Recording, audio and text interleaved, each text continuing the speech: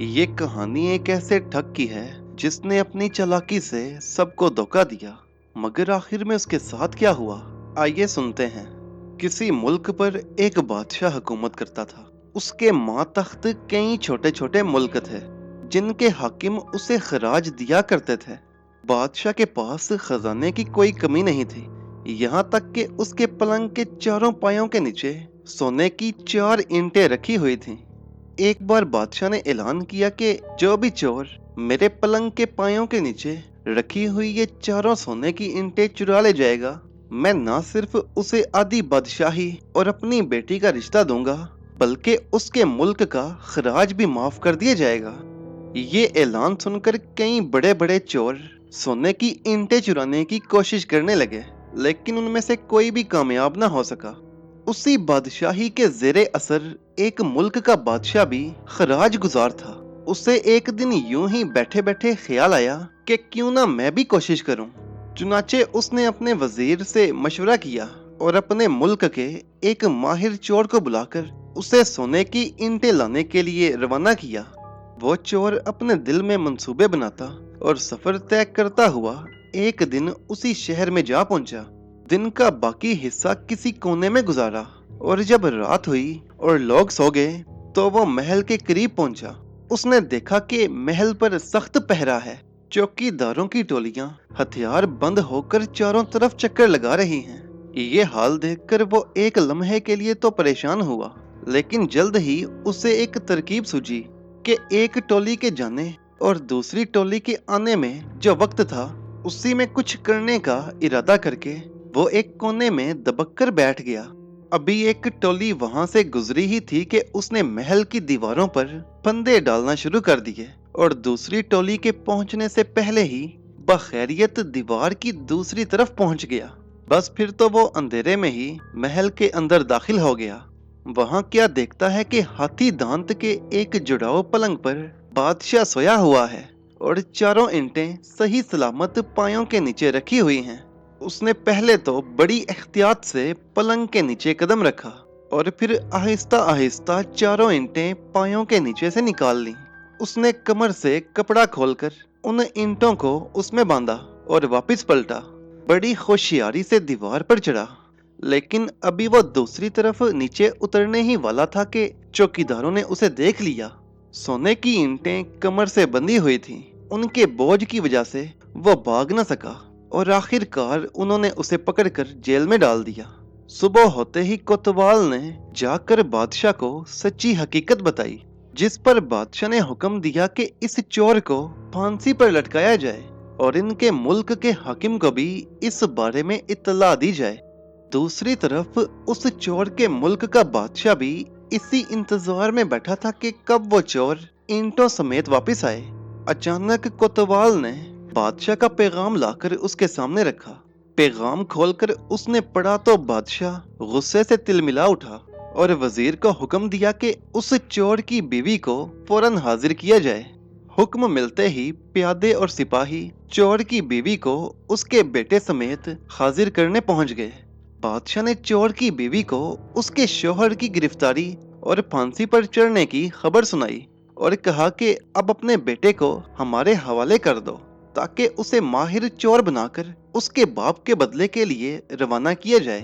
वो औरत ये बात सुनकर अपने बेटे को बादशाह के हवाले करके घर वापस चली गई। बादशाह को उस लड़के की अदाएं बहुत पसंद आईं और उसे चोरी चिकारी के तरीके सिखाने के लिए एक नामी ग्रामी चोर के हवाले कर दिया। काफी वक्त तक वो लड़का उस चोर के साथ मिलकर चोरियां और डकैतियां करता रहा। आखिरकार जब उस चोर ने देखा कि अब ये लड़का अपने काम में माहिर हो चुका है, तब उसे वापस लाकर बादशाह के सामने पेश कर दिया गया। बादशाह ने लड़के की मौजूदा हालत और उसकी महारत को जांच कर मुस्कुराते हुए वजीर से कहा, सबसे पहले इसकी आजमाइश जरूरी है। कहीं ऐसा ना हो कि ये लड़का भी अपने बाप वाली सजा का मुस्तहिक ठहराए। वजीर के हुक्म पर लड़का घर गया और उसे तैयार करके वापस दरबार में हाजिर किया गया।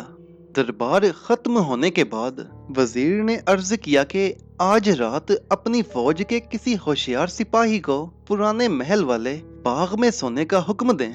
सुबह को अगर वो अंगूठी इसी लड़के से बरामद हो जाए तो समझा जाए कि ये लड़का अब तैयार है।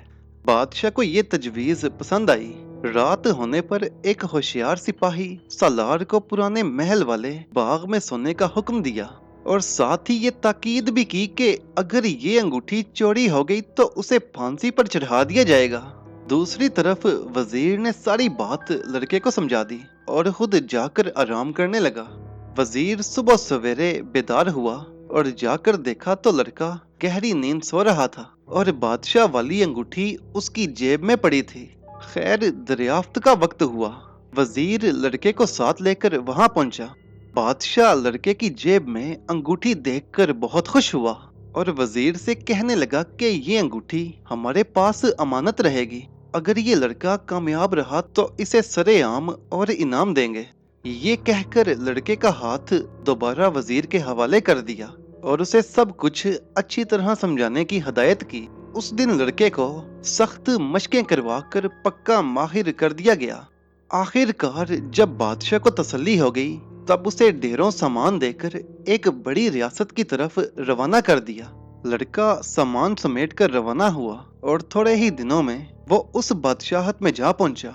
वहां पहुंचकर उसने अपना भेस बदला और एक अमीर ज़दा बनकर शहर में दाखिल हुआ और वो एक बड़ी सराय में शाहाना ठाट बाट के साथ रहने लगा।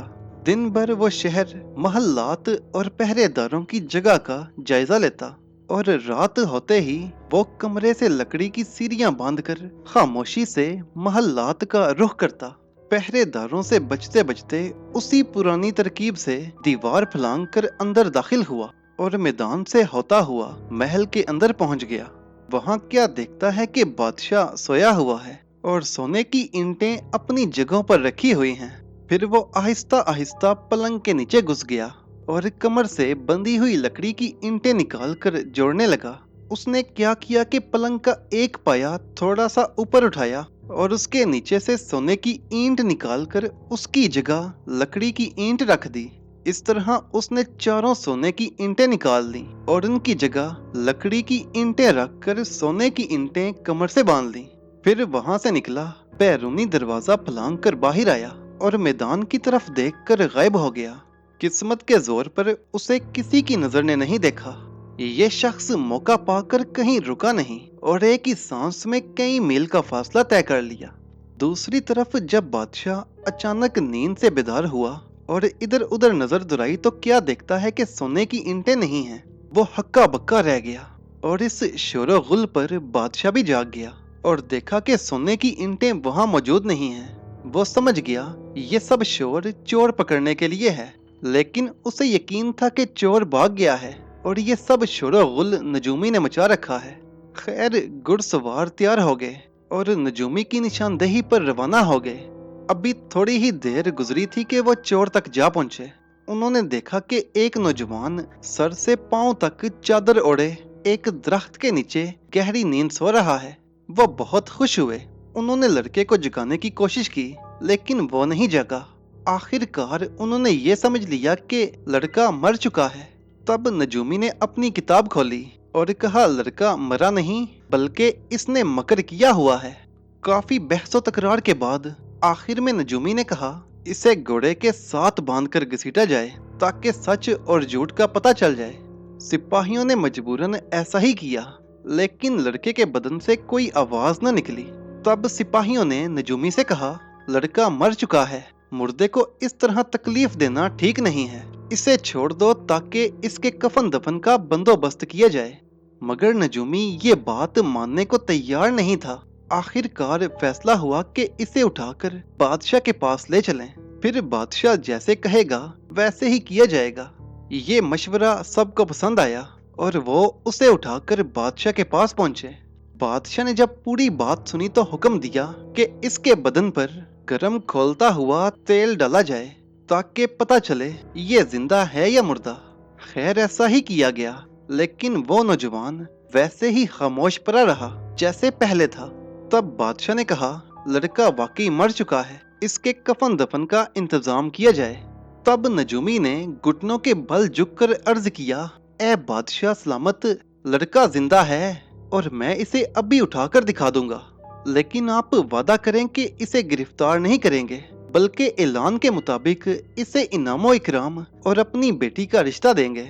बादशाह ने वादा किया और कहा, अगर ये मुर्दा जिंदा हो गया तो बेशक मैं ऐसा ही करूंगा, क्योंकि ये लड़का सोने की ईंटें निकालने और हमें बेवकूफ बनाने में कामयाब हुआ है। बादशाह के ये अल्फाज अभी खत्म नहीं हुए थे कि लड़का फौरन छलांग लगाकर उठ खड़ा हुआ। तमाम दरबारी दंग रह गए और वो लड़के को आफरीन कहने लगे। खुद बादशाह भी ये देखकर हैरान रह गया। अगले ही दिन बादशाह ने अपने वादे के मुताबिक शहजादी की शादी उस शाही चोर से कर दी और उस लड़के ने अपने बाप शाही ठग को भी आजाद करवा लिया। कुछ ही दिनों बाद बादशाह ने अपना सारा खजाना और हुकूमत अपने दामाद के हवाले कर दी और खुद अल्लाह की इबादत में मसरूफ हो गया।